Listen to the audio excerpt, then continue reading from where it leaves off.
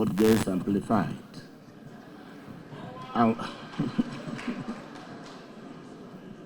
what gets amplified and what fades into silence. For me, this meeting offers an opportunity for a great reunion with highly esteemed editors, whom I now call my friends. Given my frequent interface with you, even before the election of this current executive, I suspect that you may one day consider making me a fellow of the guild.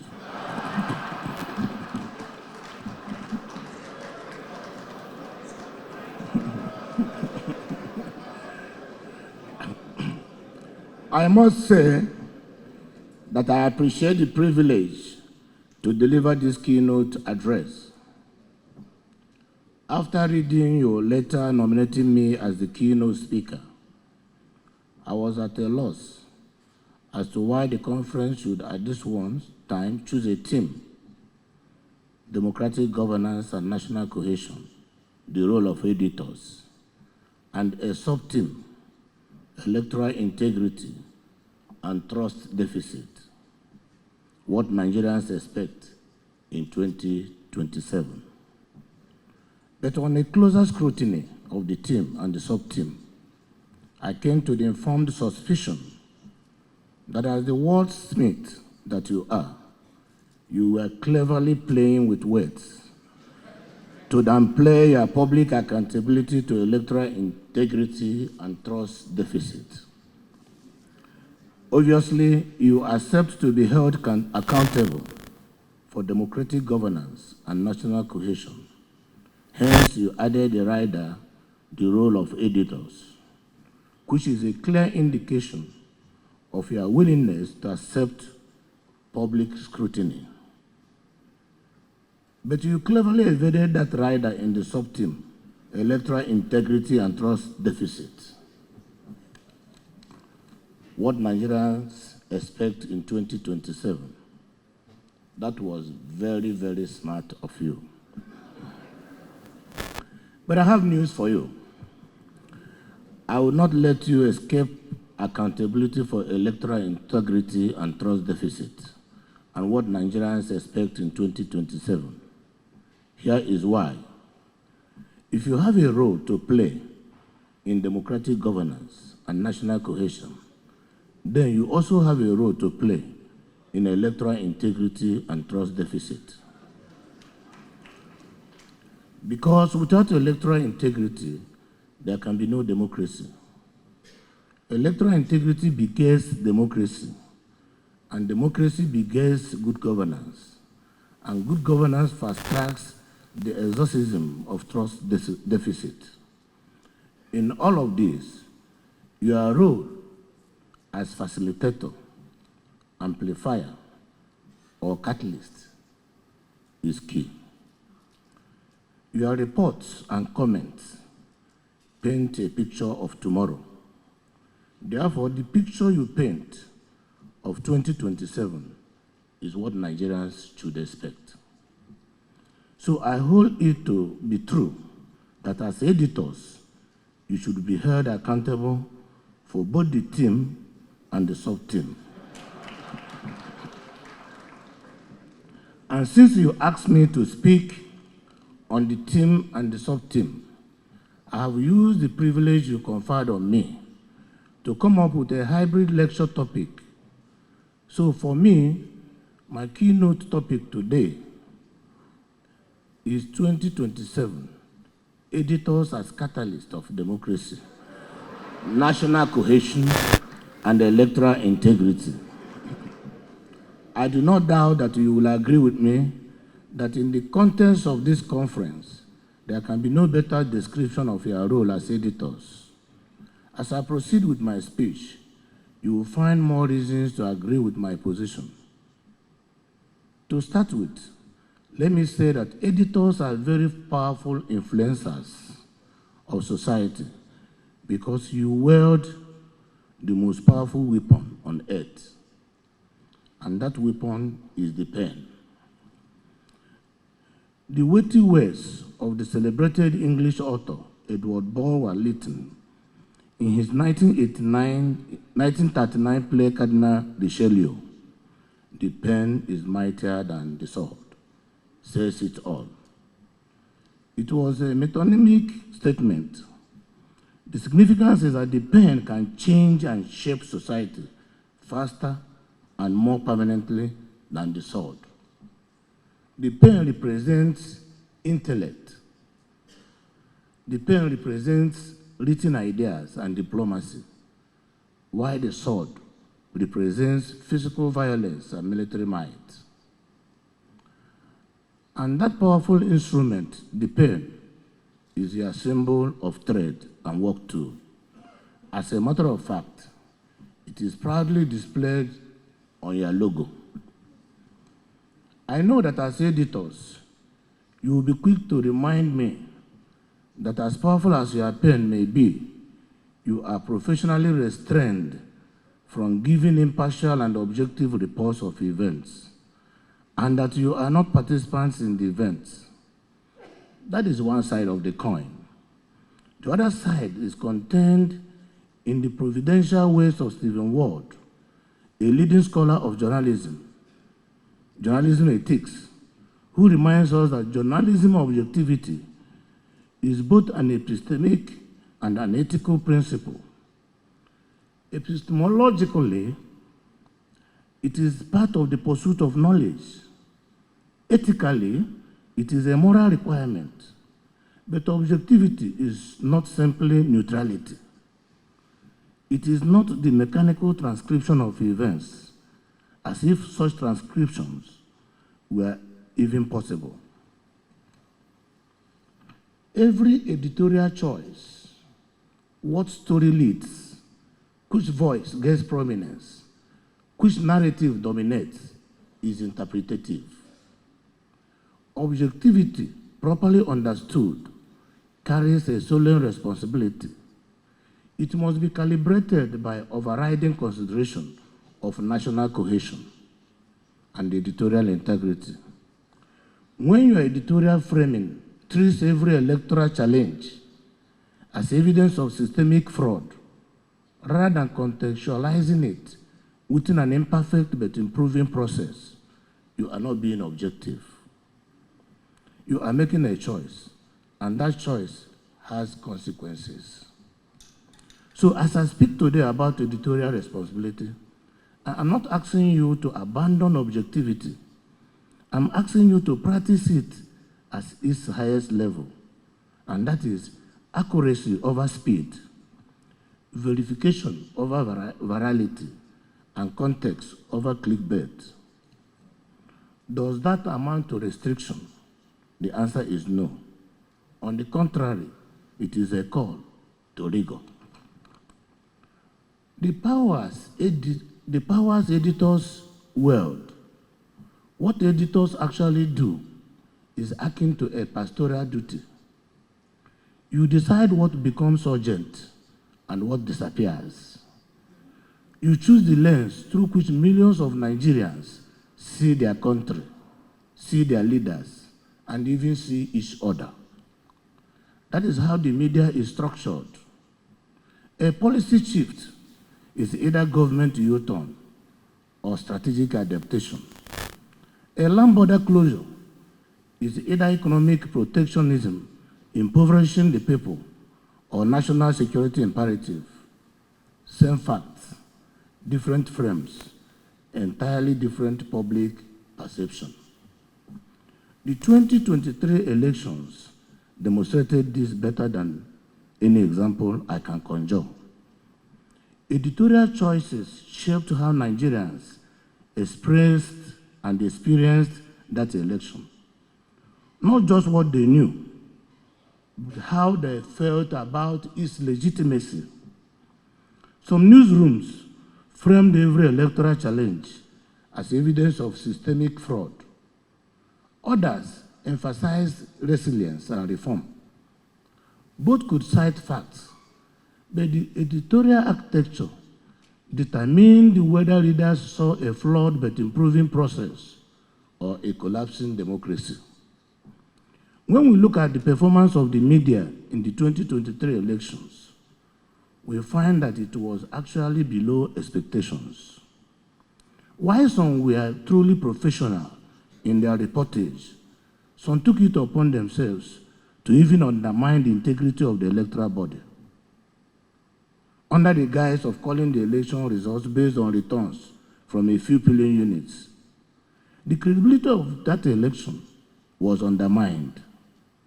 The people were lured by such reports to believe that the election was not free, was not fair, and was not credible. Unlike other professionals, editors cannot claim to be merely executing mandates. They are actively responsible for how the citizens rate the electoral process. A civil servant implements safe policy. A police officer enforces the law. But you actively choose the lens. In doing so, you shape public opinion, you shape public trust, and ultimately public behavior. That is the power you wield. The question is whether you are wielding it with the weight it deserves. So when we talk about the trust deficit and who bears responsibility, there is a trust deficit in Nigeria's information ecosystem, and it is corrosive. The 2023 the Man Trust Barometer is revealing enough. Look at the numbers. It revealed that 51% of Nigerians trust the media. That sounds neutral, perhaps even acceptable, until you realize what it actually means. It means that nearly half of Nigerians, that is 49%, actively distrust the media, not have concerns about or skeptical of distrust, as in they do not believe our media reports. And here is what should trouble you even more. According to the barometer, Nigerians trust in NGOs. 71% of Nigerians trust NGOs. Their trust in businesses is at 66%. Their trust in the media is at 51%. And their trust in the government is at the minimum of 35%. Think about what the hierarchy reveals. It means that Nigerians trust non-governmental organizations. Many of them are funded by foreign interests and operate within minimal democratic accountability. Yet, more than that percentage trust the fourth estate of the realm. They trust corporations that are seeking profit more than they trust journalists seeking truth. This is an institutional crisis. And it gets worse when asked directly. 56% of Nigerians say the government is a source of false or misleading information. Only 28% say it is trustworthy. The 2023 Edelman Trust Barometer goes further. It identifies the primary drivers of societal polarization in Nigeria. And two variables stand out: distrust in government and distrust in the media. That amounts to distrust in the very institutions meant to inform and to govern. This creates a vicious circle. When government credibility collapses, media coverage of the government becomes suspect. When the media frames every electoral challenge as evidence of systemic fraud, rather than contextualizing it within an imperfect but improving process, it reinforces the very distrust that fragments society. When you, editors and gatekeepers, choose narratives that amplify division because division drives sales, you feed the polarization and make your own work even harder. Post-2023, trust fractured because the narratives around the election became tribal, fragmented, and in some cases, inflammatory. Coverage did not stop at the reporting divisions. It amplified it. Headlines displayed polarization and deepened it. I do understand the constraints you operate under. Many proprietors have political alignments. Advertisers have interests. Engagement metrics reward sensationalism. Division drives clicks. Outrage drives sales. These are real pressures, I agree. I don't dismiss them. But constraints are not excuses. Every profession operates under pressure. Doctors, medical doctors, they face resource shortages. Judges, they face political influence. Governors, we face fiscal limits.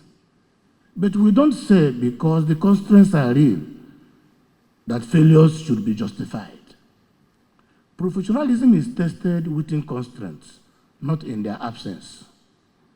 So the bitter truth is that while INEC, security agencies, and political parties have been relentlessly scrutinized for their roles in electoral integrity, editors have largely escaped that examination.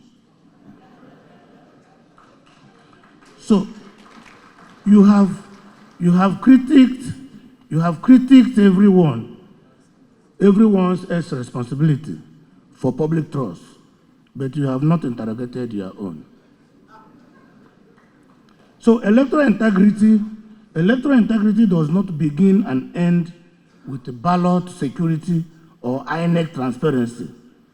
It includes public confidence in the process. Public confidence lives or dies in the narratives you control. If your coverage leads citizens to believe elections are fundamentally rigged, turnouts drops, legitimacy erodes, and democracy weakens, regardless of what actually happened at the polling units. So you see the editorial choices you make contribute to the trust deficit which you report on.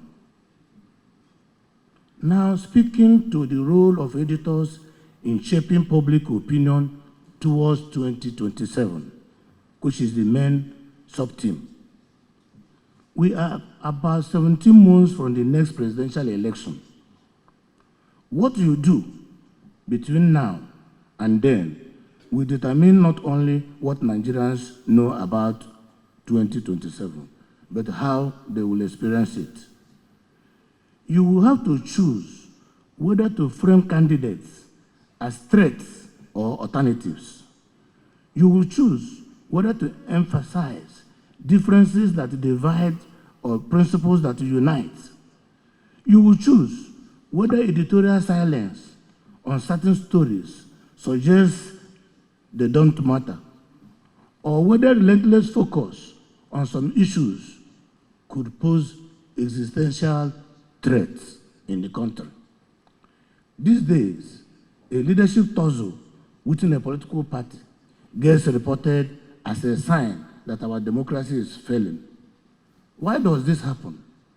Because when your coverage consistently treats political disagreement as an existential threat or conflict, when every policy debate becomes a battle, every electoral or party contest a crisis, every compromise a betrayal, you train citizens to see democracy as perpetually contested rather than a shared process of decision-making.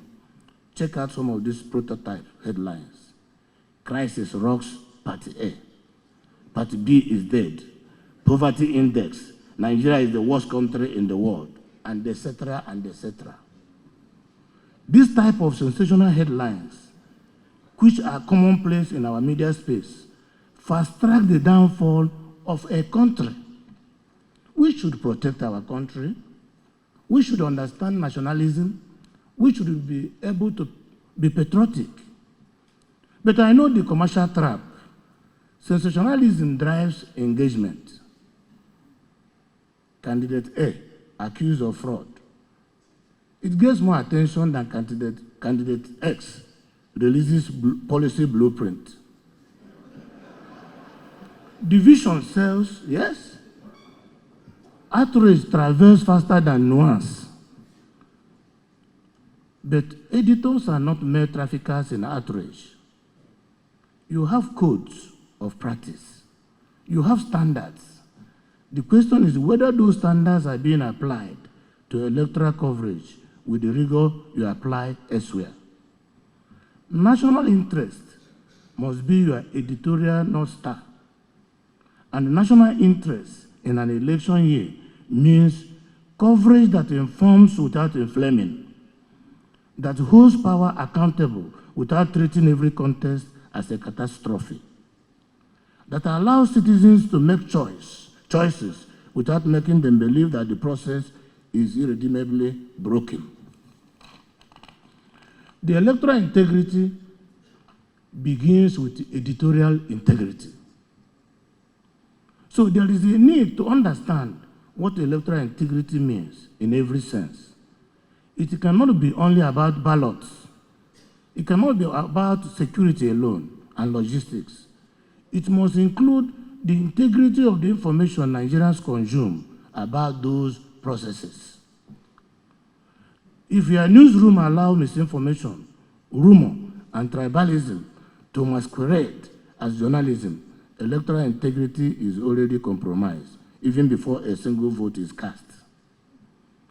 If unverified claims about rigging circulate unchecked on your pages or platforms, you have undermined the process, regardless of INEC competence. This is where I challenge what I see as an abdication. Editors often treat electoral integrity as someone else's responsibility. INEC, executive, security agencies, and civil society. But it is yours too. That is why I am happy with the lecture topic you gave to me. Arguably, you have more powers to shape it than most other actors because you shape the information environment in which citizens form opinions and reach judgments. Answer these questions in your heart, and you will get closer to the truth. Do you know as a professional,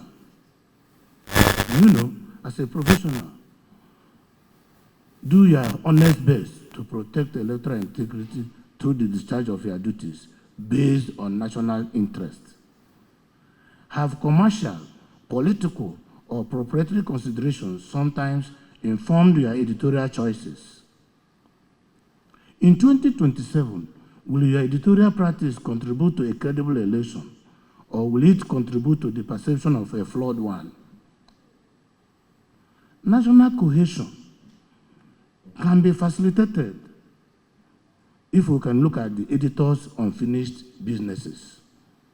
In all fairness, Nigerian editors have accomplished much that deserves recognition. Your newsrooms have produced investigative journalists who exposed corruption. You have published reports that held power accountable. Through your coverage, you have amplified marginalized voices. These contributions matter and are essential to democracy. But what is often missing is journalism that actively builds cohesion, not just reports on its absence. There is a difference between neutrality or neutrally documenting division and actively choosing narratives that remind Nigerians of shared values, shared stakes, and a shared future. You report on ethnic tension, regional disparities, and religious conflicts, as you should. But how often do your editorial choices highlight what binds us together rather than what divides us?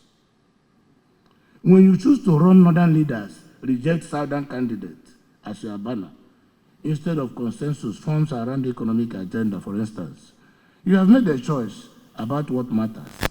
That choice shapes whether readers and listeners see politics as a tribal contest or a democratic process. So the reality heading into 2027 is that elections are won and lost, not only on policies or candidates, but on whether voters believe that the outcome will be legitimate. That belief is shaped by whether they have been hearing fragmented tribal narratives or cohesive nation-building ones. And that is an editorial choice you make every day. Let me give you a concrete example of what editorial integrity in the service of national cohesion looks like. Most recent reports indicate that Nigeria's $2.35 billion Eurobond was oversubscribed by $10.65 billion. That is 453% oversubscription. The Nigerian Stock Exchange recorded 2.7 trillion naira in transactions in the first 4 months of 2025, which is a 43% increase year on year. Foreign portfolio investment surged 162%. Sovereign Investment Authority now holds an asset worth of 4.42 trillion naira. Our GDP grew by 4.23%, the highest in a decade. These are real market outcomes. Investors do not oversubscribe bonds out of sentiments. They do so because they expect returns, and returns require stability and policy coherence. President Bola Ahmed Tinubu's economic reforms are clearly generating the confidence that is producing these investment fostering results. So when you amplify the reality and the facts that President Tinubu's reform policies are yielding fruits and that a robust economic future is manifesting, you are using facts for nation building and inspiring narratives ahead of 2027 election. You are building confidence in the future. You are making Nigerians look towards 2027 with optimism and patriotism. But when you begin to follow the negative utterances of those who don't like our country, you are misinforming Nigerians. None of this requires abandoning your watchdog function. You can hold the government accountable and avoid framing every accountability story as an evidence of irredeemable dysfunction. You can report electoral irregularities and avoid suggesting that the entire system is corrupt. You can cover political competition and remind citizens that competitors will govern the same country afterwards. The question is, ahead of 2027, will you be passive chroniclers of division or active catalysts of the cohesion that democracy requires to function? In closing, Your Excellencies, distinguished editors, ladies and gentlemen, let me say this as part of my closing remarks. The administration of President Bola Ahmed Tinubu understands what is at stake. His presence at this conference is a huge statement of priority. When a sitting president dedicates time to a gathering of editors and communication professionals, it signals that the battle against disinformation and the project of national cohesion are treated as a matter of national importance. Besides, the president has backed the commitment with structure. The support and the establishment of multiple strategic communication channels, from not only the National Orientation Agency to the weekly ministerial briefing series, reflect a systematic effort to ensure that the government does not cede the information space to speculation and rumor. There are transparency mechanisms designed to ensure that policy decisions are explained, defended, and open to scrutiny. You are not spectators in 2027. You are active participants. You are catalysts and facilitators. Whether you acknowledge it or not, the narratives you shape between now and the election will determine whether Nigerians approach 2027 with hope or cynicism, with trust or suspicion, with a sense of shared stake or through a tribal lens. I'm not asking you to become a propagandist for the state. I'm rather asking you to become custodians of information integrity, which sits well with electoral integrity. Let 2027 be the election year where the Nigerian media became architects of a shared democratic future, where you demonstrated that journalism can be rigorous, can be engaging, can be commercially viable, and work in the service of national cohesion, where you accept that you are not only accountable for democratic governance and national cohesion, but also for electoral integrity and trust deficit. What you choose to do or not to do has enormous consequences for our dear country. And always remember this, even in the medieval age, when the clergy was the first estate, the nobility the second, and the commoners the third, the press was the fourth estate. In modern age, the legislature is the first estate, the executive is the second, and the judiciary is the third. The media is still the fourth estate. Now you can see whether ancient or modern, you are the last man standing.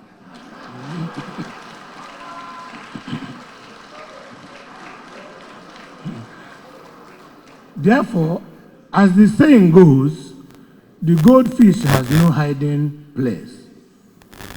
So just know that history is waiting to critique the role, not just of the first, nor the second and third estates, but the fourth estate as well, on how they did or failed to do in 2027 and the run-up thereto. It will help to make or mar Nigeria. The choice is ours in this room. I want to thank you for the privilege of listening to me. May God Almighty bless all of us. I wish you a successful convention. Thank you.